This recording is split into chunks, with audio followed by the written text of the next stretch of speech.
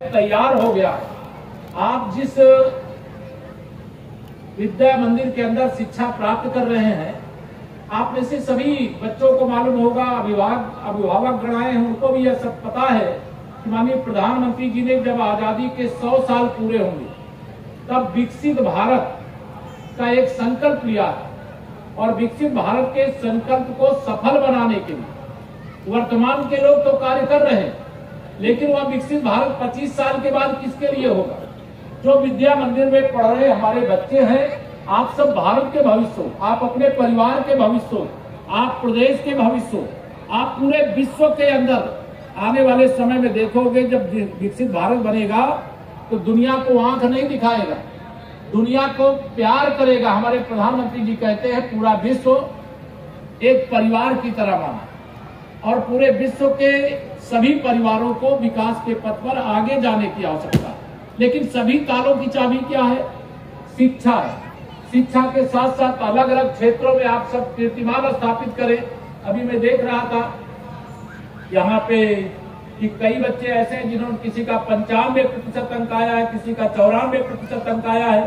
मैं तो शुभकामना देता हूँ कि आप बहुत प्रसन्न मन से अपने परीक्षा की तैयारी करिए। ये 95% क्या आपको 100% आएगा। तनाव लेकर तैयारी करने से कुछ नहीं आता, लेकिन अगर तनाव मुक्त होकर के आप तैयारी करते हैं तो सफलता आपके चरण चूमे। कुछ भी असंभव नहीं होता। जो भगवान ने दिया है सबको, जो बच्चे आते हैं धराधाम पर, बच्चे हो बच्चियां हो, सबको वही शरीर वही सब कुछ होता है। लेकिन जब अच्छे मनोभाव से आप सब लगेंगे और आप महर्षि विद्या मंदिर में पढ़ते हैं, यहाँ तो ध्यान आदि की है, यह मंगलाचरण भी हो रहा था, मैं अभी देख रहा था, यहाँ बहुत कुछ सिखाया जाता। खेल कूद के भी यहाँ पर इस परिसर में मैं पहले भी कई बार आया हूँ, खेल कूद की भी यहाँ पर सुविधाएं हैं, एक अच्छा वातावरण मिलता है, यहाँ छात्रावास की भी सुविधा है। तो सबके लिए सभी प्रकार की सुविधा है। आप अपना सर्वश्रेष्ठ प्रयास करिए, तनाव लेकर के नहीं, तनाव मुक्त रह करके। माननीय प्रधानमंत्री जी जब परीक्षाएं होती हैं उससे पहले परीक्षा पर एक चर्चा का कार्यक्रम करते हैं और परीक्षा पर जब चर्चा का कार्यक्रम करते हैं तो वह, मैं शायद समझता हूँ किसी बच्चे ने सुना है इसके पहले कि नहीं सुना है? बच्चों ने सुना है, कुछ लोगों ने सुना है, जो नहीं सुना है इस बार भी चर्चा करेंगे। प्रधानमंत्री जी अपना 24 घंटे में से 18 घंटे पूरा देश के लिए, समाज के लिए, वर्तमान के लिए, भविष्य के लिए, सबके लिए समर्पित करते हैं। आज हमारा देश हर प्रकार से आगे बढ़ रहा है। आर्थिक दृष्टि से भी हम विश्व की महाशक्ति बन करके रहेंगे, इसको लेकर के कोई संशय नहीं रहना चाहिए। अनेक चुनौतियों का सामना करते हुए अभी जो हमारी जीडीपी है, हमारा जो ग्रोथ रेट है वो 8% से ऊपर हो गया है। दुनिया में भारत की प्रगति का जो, आर्थिक प्रगति का जो आंकड़ा है, दुनिया में भारत के बराबर कोई नहीं है, न अमेरिका है, न चीन है, न दुनिया का कोई देश है। हम सबको आगे बढ़ना, सामरिक दृष्टि से भी हम विश्व के सबसे शक्तिशाली राष्ट्र के रूप में आगे बढ़ रहे हैं। शिक्षा के क्षेत्र में हम कीर्तिमान स्थापित कर रहे हैं। स्पेस के सेक्टर में झंडा गाड़ दिया, तिरंगा लहरा रहा है। जिस क्षेत्र में नजर दौड़ाइए चारों तरफ हम प्रगति कर रहे हैं और ऐसा अवसर बहुत भाग्य से आता है। और मैं आप सभी से कहूंगा, जो अभिभावकगण हैं उनसे भी कहूंगा, जो बच्चे हैं उनसे भी कहूंगा, सब लोग मिल करके हमें इस देश को, इस प्रदेश को आगे बढ़ाने का काम करना है। मैं सरकार की ओर से इतना ही कह सकता हूं कि सरकार सदा जो आगे बढ़ना चाहता, सरकार डबल इंजन की सरकार, उसके साथ हम लोग चुस्त और दुरुस्त कानून व्यवस्था चाहते हैं। हम विकास के सभी रास्ते को खोलने का काम किए हैं।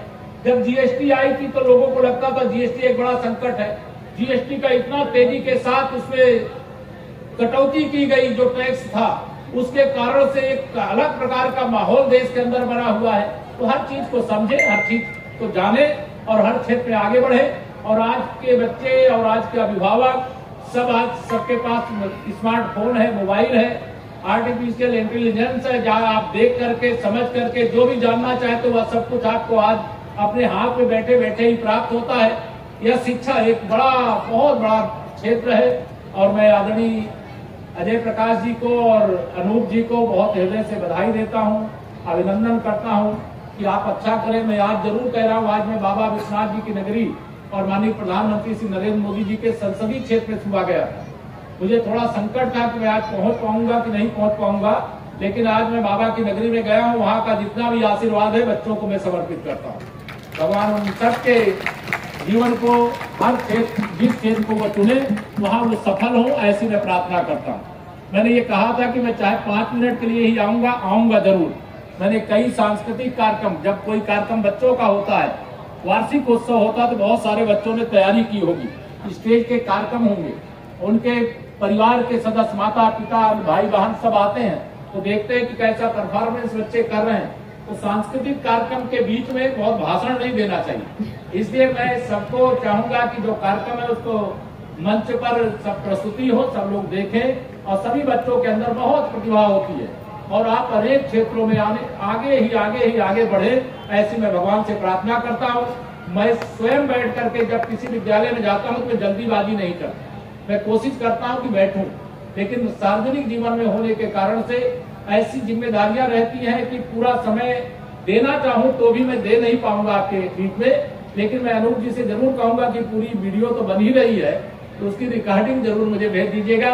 और मैं देर से आया, जल्दी जाने की अनुमति चाहता हूँ, इसके लिए क्षमा चाहता हुआ आप सभी बच्चों के उज्जवल भविष्य की शुभकामना प्रकट करता हुआ, जो अभिभावक हैं वह भी विद्यालय परिवार का ही हिस्सा होते हैं, सब लोग मिलकर के महर्षि विद्या मंदिर यानी महर्षि महेश योगी जी के द्वारा लगाए गए इस वृक्ष को विराट बनावे, आगे बढ़ावे, यही मैं आप सबसे प्रार्थना करता हुआ अपनी बात पूरी करता हूँ। आप सबका बहुत हृदय से आभार, धन्यवाद। Thank you so much honourable.